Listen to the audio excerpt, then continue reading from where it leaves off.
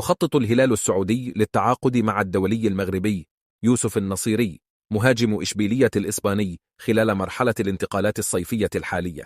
وكشفت مصادر إعلامية سعودية أن إدارة الهلال وضعت خلال الساعات القليلة الماضية المهاجم يوسف النصيري ضمن قائمة المطلوبين لتعزيز صفوف الفريق هذا الصيف، تحسبا لأي طارئ بشأن صفقة الصربي متروفيتش مهاجم فولهام الإنجليزي.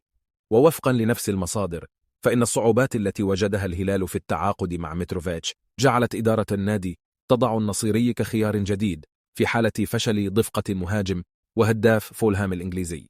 وقالت صحيفة الرياضية السعودية إن نادي الهلال يستهدف التعاقد مع المهاجم المغربي يوسف النصيري من إشبيلية.